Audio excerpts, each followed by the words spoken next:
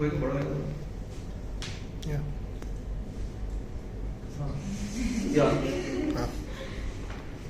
So preeclampsia is defined as a systolic blood pressure which is greater than or equal to 140 millimeters of mercury or diastolic greater than 90 millimeters of mercury or higher on 2 occasions at least 4 hours apart in a previously normalized patient. Or an SPP that is greater than or equal to 160 or a diastolic blood pressure greater than or equal to 110 millimeters of mercury or higher. That in one reading only is considered hypertension and has to be treated to prevent worsening in a pregnant patient. Now, in addition to the blood pressure criteria, there's also This what it is important for you to understand is here you have to, that is why you should know the Korotkov sounds here, because you will mistake the Korotkov 4-5 for 3. So when you do a blood pressure reading, this is so important for you because it completely changes the way you look at a patient. Korotkov sound 4 or 5 kg, you have to say the diastolic blood pressure. So it is one point, and one more thing you must remember is it is the diastolic or a systolic. Okay, because sometimes what happens is you think it is 140 over 90 or 140 over 90. It is not 140 over 90. If your diastolic is also 100, but your systolic is 142 and your diastolic is 80, it still goes in cases of preeclampsia. Clear on this? It still goes in the thing of preeclampsia. Okay. So, in addition to the blood pressure criteria, there's a protein which is greater than or equal to 0.3 grams in a 24-hour urine specimen, or protein creatinine ratio of 0.3 or higher, or a urine dipstick of 1 plus if the other treatment modalities are not available. Even though proteinuria is not required, it's still part of the definition, but in a lot of cases of preeclampsia it develops later in the disease. So, a patient can be considered one of preeclampsia if proteinuria is absent. So you don't need. So what she says is very important. What she says here is you don't need this criteria when you are actually defining preeclampsia. This is enough. This is enough. You don't need this criteria. Okay. Importantly, what you must understand here is this criteria, which is very easy. Urine dipstick is to be done only in places where you can't do this one. You can't in a setup like this in our setup. You can't do a urine dipstick and say this is because it's not right. You need to do it properly. This is a qualitative analysis. And when I say it 1 plus, it has to be 1 plus. It has to be more. So it has to be 2 plus. It has to be 2 plus, 3 plus, 4 plus. You understand? It can't be 1 plus. Okay, it has to be more than 1 plus. It's not 1 plus. It has to be more than 1 plus. 2 plus, 3 plus, 4 plus urine dipstick. But we will not use this in our hospital. We will use a 24-hour collection of urine if it is more than 300, or you will do a urine protein creatinine ratio that is more than 0.3, which will actually go in favor of preeclampsia. Okay, and what is severe preeclampsia? You have it. So now, preeclampsia with severe features. So this is defined as the presence of one of the following symptoms or signs in the presence of preeclampsia. So one is the blood pressure that we discussed. One is your systolic and diastolic above 140 or above 140 or above 90, or a systolic blood pressure of 190 or higher, or diastolic above 110 or higher on 2 occasions at least 4 hours apart if while the patient is on bed rest, unless antihypertensive therapy has been initiated previously. Then impaired hepatic function as indicated by abnormally elevated blood concentration levels of liver enzymes. So that is usually double the normal concentration. Severe persistent upper quadrant or epigastric pain that is not responsive to any pharmacotherapy, and there is no other diagnosis explaining the upper quadrant pain. Then progressive renal insufficiency. So here you have a creatinine increasing above 1.1 milligram per dl, or doubling of serum creatinine concentration in the absence of any other renal disease. If there is any new onset cerebral or visual disturbances, if the patient has pulmonary edema, any respiratory distress, and thrombocytopenia where your platelet count is less than 1 gram. So you may have preeclampsia. So what does this mean? If you have a pressure of more than 160 or 110, 4 hours apart, it is severe preeclampsia. But you may have just preeclampsia, that is 142, 146 blood pressure, and diastolic maybe 80 or something. But you have had epigastric pain, or you have had thrombocytopenia less than 1, or a creatinine more than 1.1. You must remember, creatinine in pregnant females are on the lower side. Okay, they are on the lower side. So once you get a 1.1, it is already high. You understand? So it's 1.1 plus if it develops, then we are calling it severe preeclampsia, which is very different from eclampsia. Okay? Hematuria? No, it's not there. There's no definition of hematuria. So when you say progressive renal insufficiency, and you start developing ATM, then you start developing hematuria. But hematuria is not a part of the. It is organ failure. Remember this. It's organ failure. So when you say organ failure, you have renal insufficiency, you have pulmonary edema, you have brain problem because focal and cervical hallucinations or visual disturbances that you basically get, hallucinations that you get, and you have the vascular system, the thrombocytopenia in picture. So it's just organ-wise: liver, lung, platelet, and brain. Okay, these organs, one of them have to actually fail or not be insufficient with a high blood pressure, and then it is called as severe preeclampsia. Okay. Now, importantly, when you say elevated blood concentrations, there are two basically societies that have given guidelines for this. One is the ACOG, that is the American College of Gastroenterology, and which has come out in 2019 actually, just 2 years ago. ACOG just come out, and there's another one which is also being followed. I don't exactly remember, TSH or something it's called. Okay. Now they basically have given numbers there. So they have said if the liver functions are more than 70 international units per liter. Now here it says doubles, huh? Same, no, sir. Yeah, so Tennessee. Yeah. More than 70. Yeah.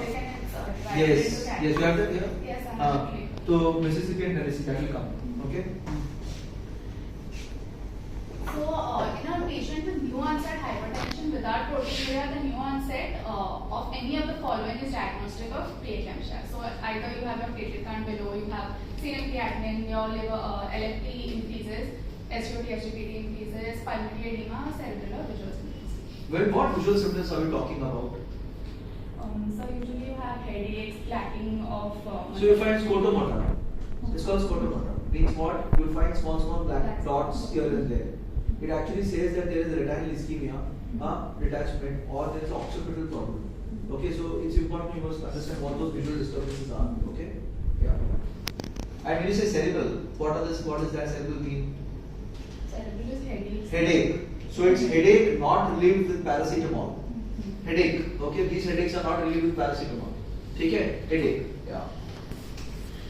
So now risk factors, patients who are nulliparity, multi-fetal gestations, preeclampsia, history of preeclampsia and previous pregnancies, one case of hypertension, patients who have pre-gestational, gestational diabetes, any kind of thrombophilia, SLE, have a higher BMI, obesity above 30, anti-phospholipid antibody syndrome, maternal age greater than 35, if they have a history of any kidney disease, if they've used assisted reproductive technology, or they have OSA. So all these could be risk factors in which you have to look out for preeclampsia. Now signs and symptoms.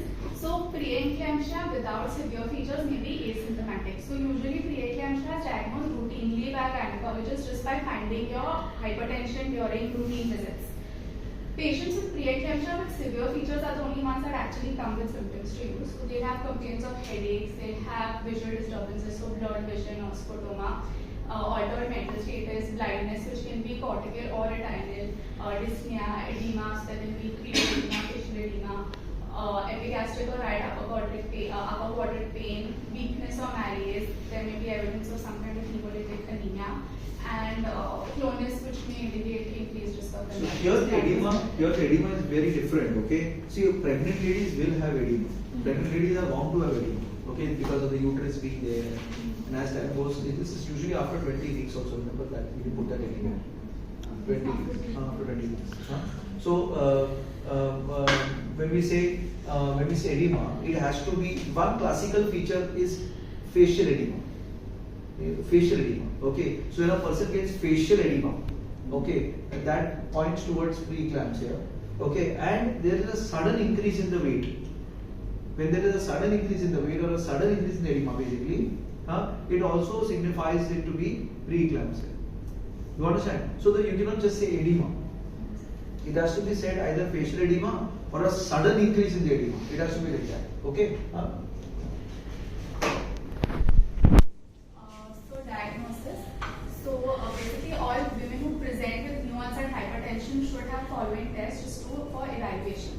So you do a CBC, you do your SGOT, SGPT levels, serum creatinine is done, uric acid is done, then 24-hour urine collection for urine protein creatinine ratio dipstick if that is not available. Then additional studies to perform if you're suspecting HELP. So all that I'll be discussing in detail later. But you also do a peripheral blood smear, do LDH level, bilirubin, indirect bilirubin is seen. A coagulation profile can be done just PPT, PTANA just to rule out any other cause when you are looking at a patient with thrombocytopenia. Head CT scanning is also done to look for any intracranial hemorrhage in patients with specific symptoms. If they have sudden severe headaches, they have some focal neurological deficit, seizures with a prolonged post-ictal phase. As I discussed in eclampsia, the seizures in pregnancy do not have a very prolonged post-ictal phase, and any atypical presentation for eclampsia. Then other procedures involve fetal monitoring. So there's transabdominal to assess the status of fetus, evaluation for any growth restriction. You want an umbilical artery Doppler to assess the blood flow. And cardiotopography is also done. It's a standard fetal non-stress test. It's just done regularly for fetal monitoring. So management. So basically delivery is the only cure for preeclampsia. So preeclampsia, patients with preeclampsia without severe features are usually induced after 37 weeks of gestation. Before this, the patient is usually hospitalized, monitored, carefully developed for any worsening of symptoms or any complications of preeclampsia. And the immature fetus can be treated with a dose of corticosteroids to accelerate the lung maturity. So in this case, as avetametasone 12 mg is administered intramuscularly, repeated after 24 hours, and then once a week between the 26 to 34 week period. This is if you are planning to induce earlier. In patients with preeclampsia with severe features, so induction of delivery should be considered after 34 weeks of gestation, and in an emergency setting, it should not be delayed for giving the steroid.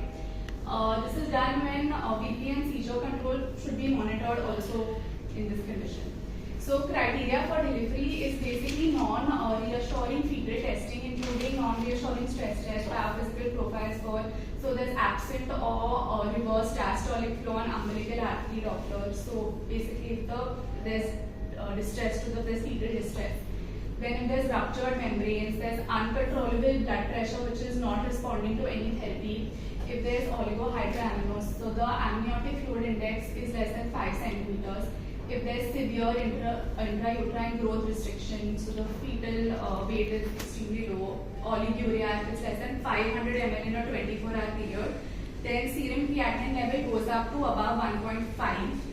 If patient has pulmonary edema, severe shortness of breath or chest pain with saturations less than 94%, headache that is persistent and severe, if there is severe right upper quadrant tenderness, development of HELP syndrome, development of eclampsia, then platelet counts less than 1 lakh, placental abruption and unexplained coagulopathy. So in these cases, delivery has to be assessed either 34 weeks if it's an extremely emergent setting, otherwise planned for 37 weeks with trying to monitor and manage all the symptoms in a hospital setting. So one thing is the seizure treatment and prophylaxis. So in this case, magnesium sulfate is given, which is a loading dose of 4 grams is given in an infusion pump over 5 to 10 minutes, and then it's followed with an infusion of 1 gram per hour, maintained for 24 hours after the last seizure. So this is indicated in all patients with preeclampsia with severe features who are being admitted, and with magnesium sulfate therapy, you also have to monitor for reflexes, for respiratory depression. I discussed that later. So the big question over here is, it doesn't immediately, because when you give loading, it is given over 10 minutes. So it's a very difficult situation if a patient is seizing. If a pregnant lady is seizing, it's a very difficult situation. First, you have a gravity uterus, which will probably cause very high chance of aspiration. Okay, very high chance of aspiration pneumonia in this patient. And on top of it, this patient is going to seize for a long time. So it is said, some guidelines do say you can give a small dose of benzodiazepine. Okay, the entire thinking is if you give benzodiazepine, the fetus will probably not do well and things like that. But in these cases, the benefit versus risk is so important. But these seizures are generally short lasting. They are not long lasting. They are not like the other seizures where heart band karke we will give midazone. These are generally short lasting. Okay, so that's why we think probably magnesium sulfate will work. But there are guidelines that have said a single dose of midazone, 0.1 milligram per kilogram, can still be given. Okay, so I would put it this way that there are some other guidelines that have also talked about seizures in pregnancy, because it's a very common thing. You can have seizures during a patient is pregnant coming to you.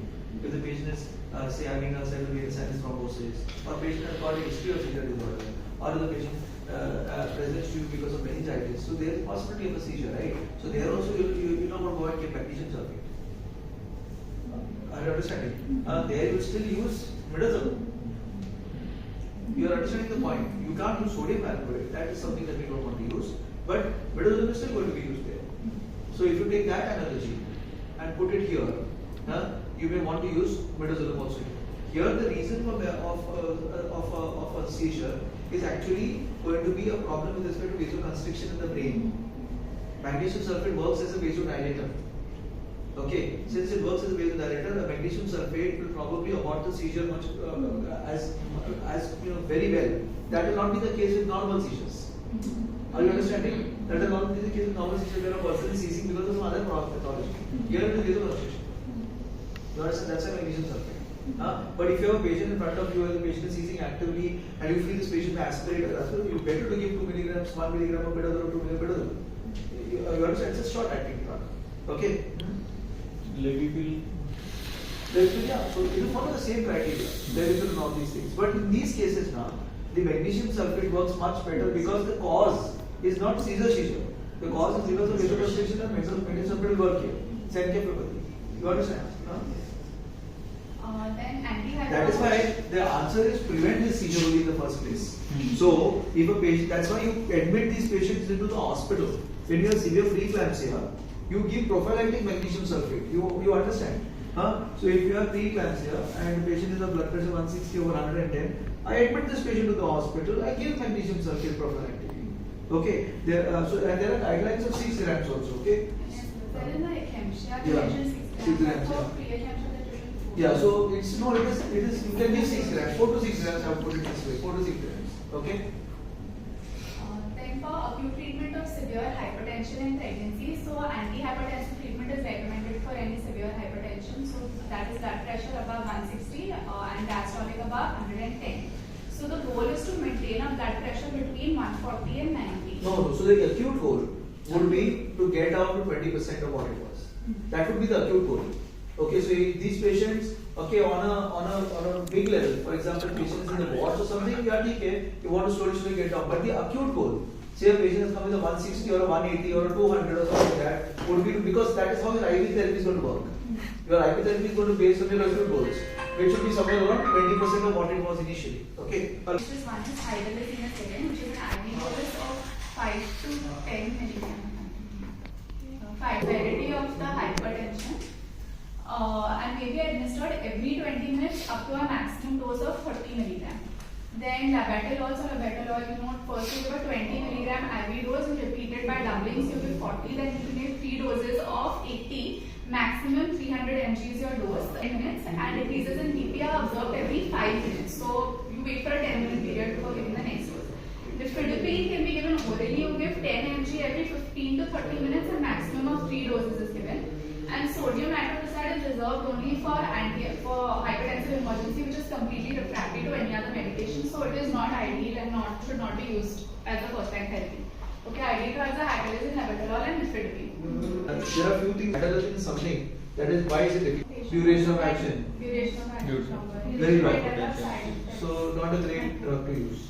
I used to use it till a certain time, but then because of its action being not quick and not long and very long acting, not a titratable agent. Okay, not a titratable agent. Labetalol. So labetalol is what we usually do as a first line 20 mg. So I explained you last time 20, 40, 80, 80. After every 100. 20, 40, 80, 80, 80. You don't give it otherwise, and it's a constant infusion. It's not a titrated infusion. So when you say infusion, when you go to an infusion here, if you say you want to put an infusion, it is a constant infusion. 2 milligram per minute or 1 milligram. You cannot titrate it. You are understanding? So if you start at 20, 40, 60, udhar aa gaya to 1 milligram per minute usko haath hi mat लगाओ abhi. There is no titration on that. It's not an NTG. You understand? Because it acts for 6 hours. So you are titrating now, and it is going to remain like that only for some 6 hours. समझ में आ रहा है मैं क्या बोल रहा हूँ? You are understanding? So you cannot say BPI increase by reduce the labetalol. It doesn't work like that. I think recently also I was telling somebody it doesn't work like that. Okay, it's not doesn't work like that. So 20, 40, 60, 80, 80, 80. Okay, and then importantly, in pregnancy you don't go more than 800 milligrams. Okay, the total should not be more than 800 milligrams. Clear? This is 300 at this time. But in pregnancy, because it may cause fetal bradycardia. Okay, so we don't go more than 800 IV. Whereas orally you can give 1000 milligrams BD also. You understand? Orally you can give 1000 milligrams BD also, but in IV we don't want to go to 800 milligrams because it may cause fetal bradycardia. Clear? Yeah. And then the best drug you can use here is nicardipine. Nicardipine is the shortest acting and fastest acting drug. So you can give nicardipine, which can be titrated. It's IV. Nicardipine. It comes as like a IV fluid. It comes like a capillary pouch. Okay, you can give ml per hour. It is very easy to titrate that with nicardipine. So nicardipine is a very good drug that can be used, and only in SNP when everything else fails. Okay.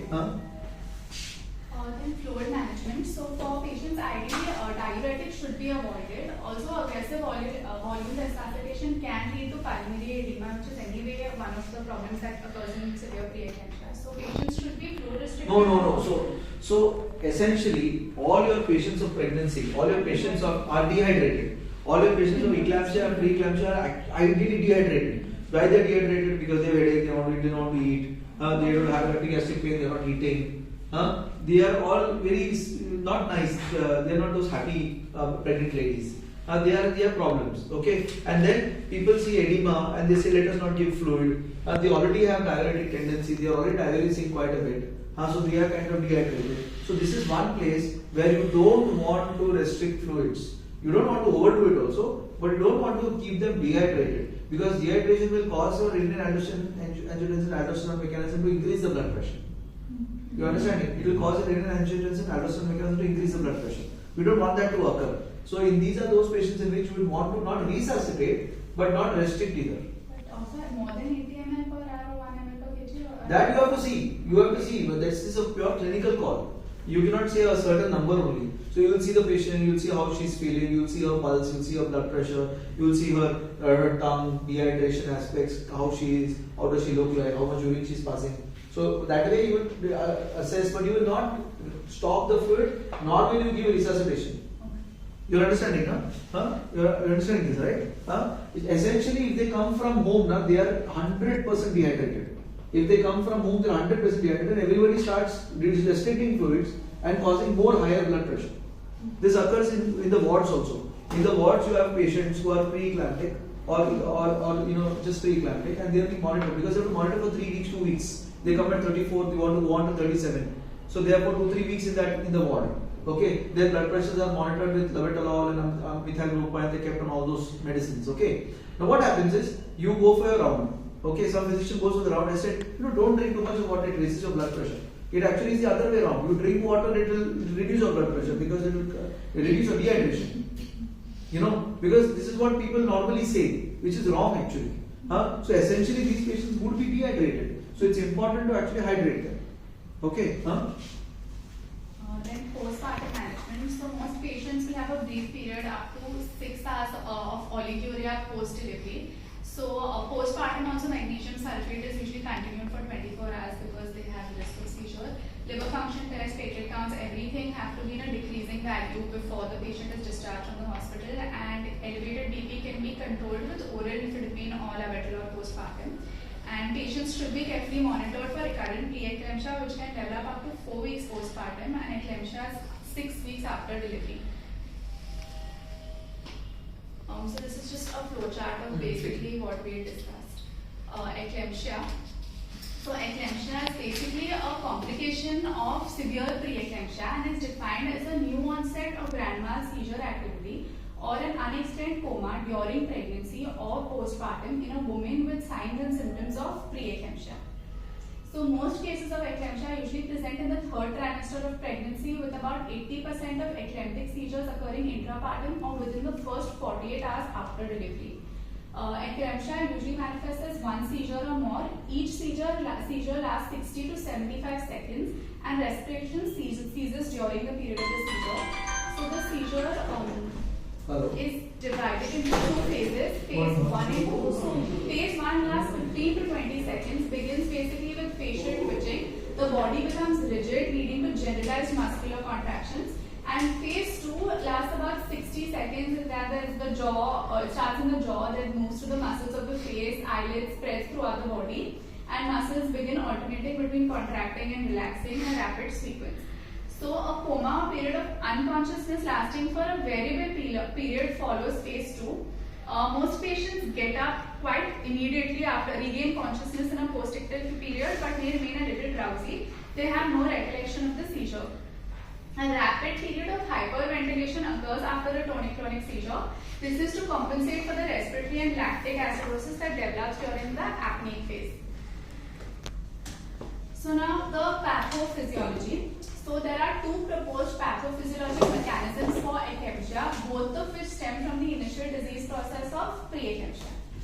Pathogenesis of preeclampsia is basically linked to abnormal placentation. So in a normal pregnancy, your fetal cytotrophoblasts migrate into the maternal uterus and cause remodeling of your endometrial vasculature, okay, for blood supply of the placenta. Now what happens in preeclampsia is there is inadequate invasion of the cytotrophoblasts. So there is poor remodeling of the spiral arteries and there is reduced blood supply to the placenta. So this abnormal blood supply leads to increased uterine arterial resistance and causes vasoconstriction, which causes placental ischemia and increases oxidative stress. So free radicals and cytokines such as vascular endothelial growth factor and all are released as a direct result of this oxidative stress, which causes endothelial damage. This endothelial damage is basically what causes all your multi-system issues. In addition, there is angiogenic or pro-inflammatory proteins which negatively contribute to the maternal endothelial function. So endothelial disruption occurs not only at the site of the uterus but also at the cerebral endothelium. This is what leads to the neurological disorders in eclampsia. Another mechanism is that there is elevated blood pressure from preeclampsia which causes dysfunction of autoregulation of the cerebral vasculature. This causes hypoperfusion, endothelial damage and edema. So these are the two proposed mechanisms of how why there is a seizure in eclampsia. Now history. So these women with eclampsia generally present after 20 weeks of gestation with a majority of cases occurring after 28 weeks of gestation. Hallmark physical examination for eclampsia is generalized tonic-clonic seizures. Like I said, it lasts 60 to 90 seconds. Post-ictal state is often present. Patient can have warning symptoms prior to the seizure. This includes headache, visual changes, abdominal pain, or increase in blood pressure prior to the seizure activity. Evaluation. So patients with eclampsia present with generalized tonic-clonic seizures. The evaluation of eclampsia is centered around the diagnosis of preeclampsia.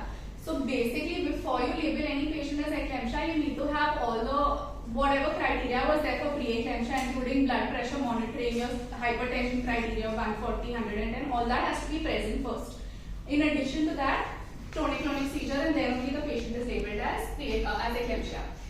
So now labs that you do a hepatic panel for liver function test, to CBC to find out platelet function, assess kidney function, see SGOT, SGPT levels which can be more than 2 times of the upper limit, look for epigastric or upper quadrant pain, platelet levels usually ideally should be greater than 1 lakh, less than that becomes severe preeclampsia, presence of pulmonary edema on a chest x-ray, elevated blood pressure, central nervous system symptoms associated with preeclampsia. So basically all the symptoms and complications of preeclampsia with a seizure. Then obstetric ultrasound imaging with Doppler ultrasonography is also useful to assess the effects of preeclampsia on fetus such as intrauterine growth restriction. Ultrasound is also useful to monitor any other complications such as placental abruption. So first of all, those patients who have severe preeclampsia, you can actually also understand that many of these might become eclamptic. There are 2-3 investigations that will tell you this. One thing is this, the uric acid. So if the uric acid goes more than 5.6, okay, if the uric acid goes more than 5.6, these patients have got a higher chance of having eclamptic seizures. So 5.6, if it keeps on going up, 5.6, 7.6, 8.6, these are patients who may have a high chance of seizure. The other is also called as the albumin creatinine ratio. I don't exactly remember whether it's 3.1 or 3.2, but albumin creatinine ratio is also something that will give us an idea whether the patient has got a higher chance of going into seizure. Okay, and third thing is a clinical clonus. A clonus. So when you're actually monitoring a patient and you find clonus or a headache that is very, very persistent, the chances of going into eclampsia are very high. Why am I telling you this? In severe preeclampsia, you'll already be at a gram per hour of magnesium sulfate as prophylaxis. You may want to go to 2 gram an hour. You understand? You may want to go to 2 gram an hour. You may want to keep the patient NBM also. Because if he sees, there's a chance of aspiration. So you want to ensure, that's why you must have a higher threshold for monitoring these patients in the ICU who has headache, extreme headache, who's having this clonus, who's having uric acid more than 5.6. And I don't remember exactly what the number is. Albumin creatinine ratio, I think more than 3.1 or 3.2, exactly remember that one. Okay? So treatment, basically epileptic seizures are a medical emergency, so immediate treatment has to be done. First you have to secure the airway of the patient, prevent aspiration, put the patient on the left side, suction should be applied, any airway adjunction can be used in case and everything should be available for intubation. Next, magnesium sulfate is given to control convulsions, so first line of treatment. The loading dose is 4 to 6 grams. It's given over 15 to 20 minutes and then you start a maintenance infusion of 2 grams per hour subsequently. Magnesium treatment should be continued for 24 hours after the patient's last seizure. Special attention is made to this medication can cause toxicity, so you have to monitor, look for respiratory paralysis, look for central nervous system depression. It can lead to cardiac arrest. It's essential to monitor the reflexes of the patient, look at the creatinine function and the urine output in any patient who's on continuous magnesium. So why is that so? Because if the creatinine goes up and magnesium goes down, now you have a big problem in your hand. If the creatinine goes up and the urine output goes down, you have a big problem in your hand because we know magnesium gets out from the urine. So now magnesium is a treatment for eclampsia. So now you have a big problem in your hand. So this is one place where you want to reduce your magnesium, increase the number of times you do magnesium levels, because you can't get off the magnesium. It's very dangerous to get off the magnesium. So the answer is when you reach that level where your creatinine is gone away, you should not just wait like this. You should just deliver the baby quickly. You understand? It doesn't make sense at all. Just because the creatinine normal, she is normal. Tomorrow, what are you going to do if she seizes? Are you understanding? What are you going to do if she seizes? Because you just can't do anything. So say you have a condition where the patient's creatinine is 1.5 and patient is seizing in front of you, you will still give the loading dose of magnesium. If the patient's creatinine is 1.6, you will not to 400 ml, last for 24 hours, and the patient has actively seized in middle and not listened to you to remove the baby out, they may not give the consent. No? If they don't give the consent to get the baby out, you are in a situation. What do you do when he seizes? The treatment is magnesium. So you give 4 grams or 6 grams of loading dose of magnesium. Don't give the infusion. But so then if you're making a plan to immediately deliver, then do you just stop the seizure with other medications and then deliver, or you still start magnesium sulfate in that? Magnesium sulfate every time you start. Even if you're immediately planning it? Yeah, you give magnesium whatever happens. Magnesium is something that is supposed to be given in these cases. Proven. Okay? So any other anti-epileptic medications that can be given includes diazepam and phenytoin. Benzodiazepine and barbiturates are used only for refractory seizures that are unresponsive to magnesium. And levopril or valproic acid are used in patients with myasthenia gravis as magnesium and phenytoin cause increased muscle weakness and can lead to a myasthenic crisis. So only in those cases these drugs are reserved. Women with severe preeclampsia who are greater than 34 weeks gestation and are unstable either from a maternal or fetal perspective should undergo delivery as soon as the mother is stabilized. Corticosteroids can be given in these patients for lung maturity, but again, the delivery should not be postponed for that. First line of pharmacological management of hypertension in pregnant women. So again, we discussed this labetalol, nifedipine, so initial dose of labetalol first 20, 40, then 3 doses of KT up to 300 can be given over 10 minutes with 5 minutes. Every 10 minutes. Every 10 minutes with a 5 minute. For 5 minutes you observe if the BP is coming down. 10 minutes you observe. 10 minutes. Give it, observe for 10 minutes. Give it, observe for 10 minutes. If IV hydrolysine is dosed at 5 to 10 milligram over 2 minutes, additional 10 milligram IV can be administered after 20 minutes, and nifedipine is usually given orally at an initial dose of 10 and second dose of 20 can be given after additional 50 minutes. Blood pressure control is crucial also in the postpartum time because there is a risk of preeclampsia highest during 48 hours after birth. So systolic blood pressure should ideally be less than 150 and diastolic less than 100 on 2 readings at least 4 hours apart. So treatment should be initiated basically if it's above 160 and above 110, all above 110, systolic or diastolic. And magnesium sulfate should be continued post delivery also for usually 24 hours postpartum. Now, fetal heart rate and uterine contractions should also be monitored. Fetal bradycardia is something that occurs commonly following an eclamptic seizure, which has been reported to last from 30 seconds to 9 minutes. So, the interval from onset of seizure to the fall of the fetal heart rate is usually 5 minutes or less. So, transitory fetal tachycardia may occur following the bradycardia. So, typically, emergent C-section is not indicated for this post-seizure transient bradycardia because it resolves spontaneously. Now, if the fetal heart racing does not improve following a seizure, then further evaluation is required. So, if there's any growth restriction or a preterm fetus, it takes longer to recover from that post-bradycardia, post-seizure. And placental abruption may present if uterine hyperactivity remains and fetal bradycardia persists. So further evaluation is required in these patients if there is a long period of fetal bradycardia post an eclamptic seizure. Now complications. So several complications occur from eclampsia. The patient may require intubation after the seizure due to decreased consciousness. Also blood pressure management is crucial. Basically a hypertensive response may result in an intracranial hemorrhage. Then patients with preeclampsia also risk at respiratory failure due to pulmonary edema. They can go into ARDS. Renal failure, liver failure are also severe forms of preeclampsia. And PRES syndrome, which is posterior reversible encephalopathy syndrome. It is a neurological condition which is another complication that can result in patients with eclampsia.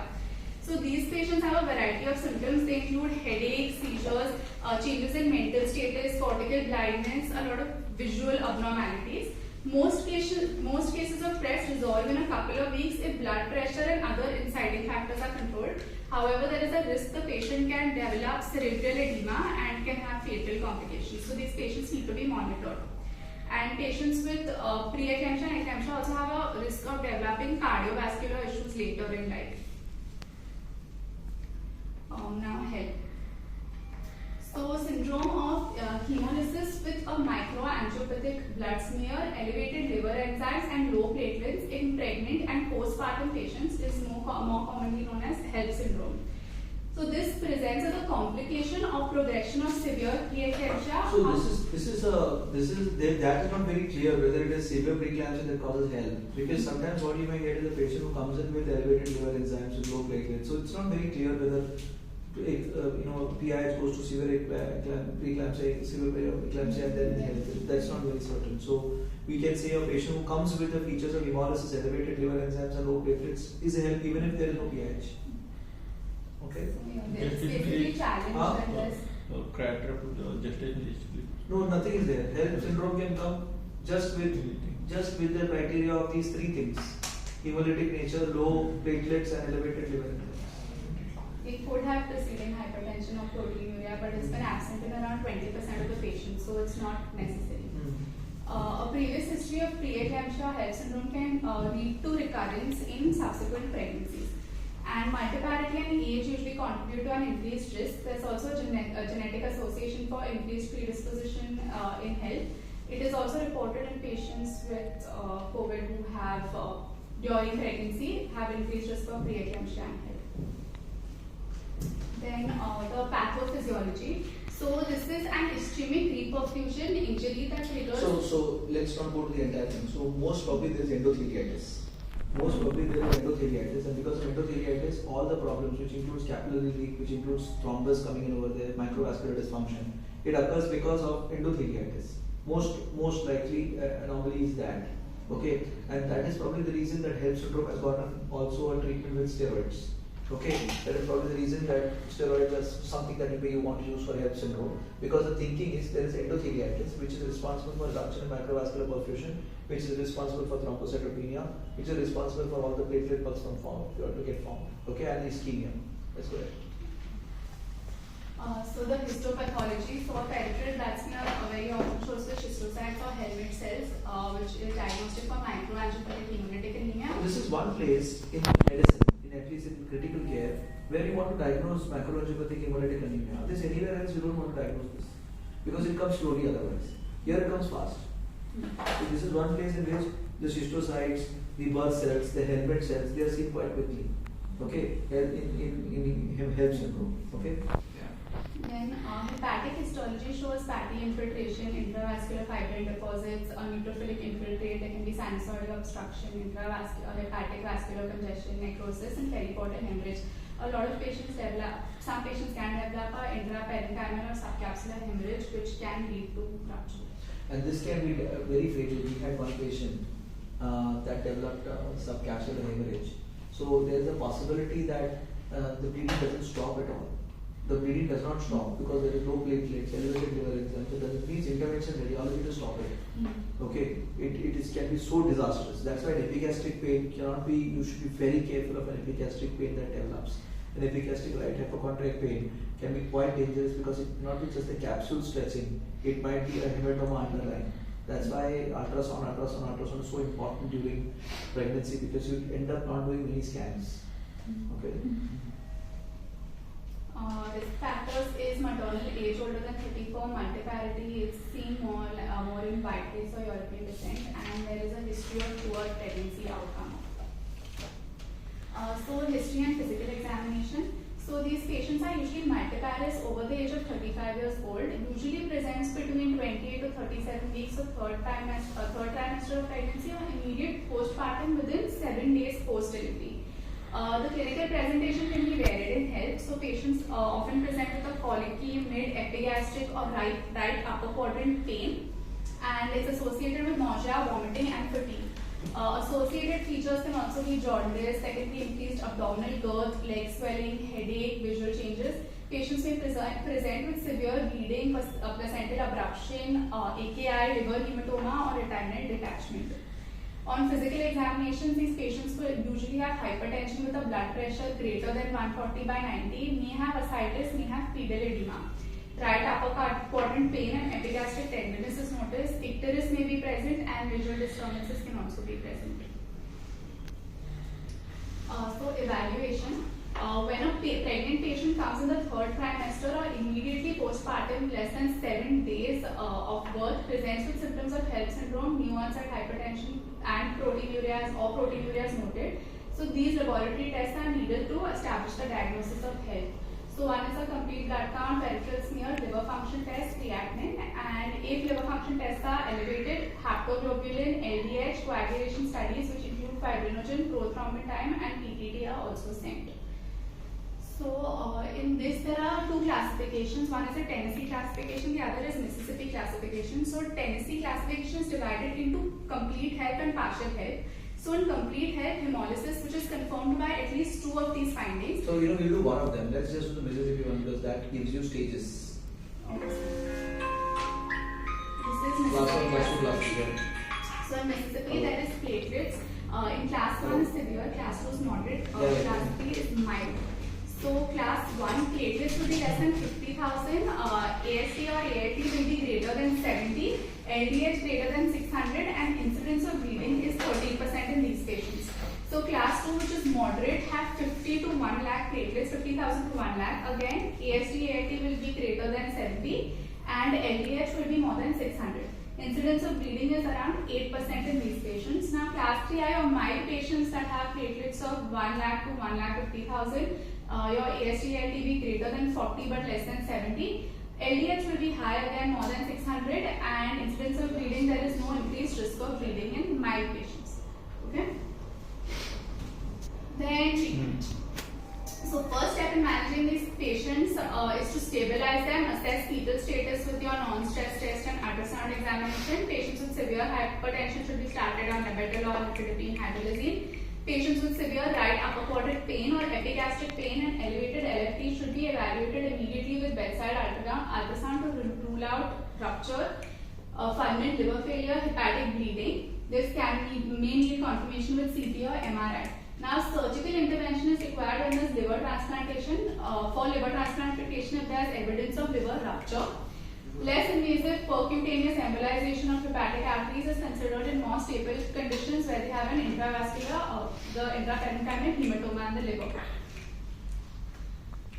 Management is mainly supportive in patients with DIC, pulmonary edema, ARDS, AKI. It should all be stabilized according to respective clinical guidelines. Massive transfusions may be required. So if the hemoglobin is less than 7, if patient has echymosis, severe hematuria, or suspected placental abruption. So all actively bleeding patients with any degree of thrombocytopenia should also be transfused with platelets. Patients with coexisting DIC may also require FFP and cryoprecipitator. Patients with HELP and coexisting TTP will benefit from therapeutic plasma exchange. And patients should be referred immediately to a gynecologist as prompt delivery is the only effective treatment. Betamethasone administration is again done less than 34 weeks to advanced fetal lung maturity. Magnesium sulfate should be started at the time of admission to prevent maternal seizures and neuroprotective effects on the fetus and the neonate. And basically they've shown that there is no proven benefit of administering dexamethasone in patients with HELP syndrome.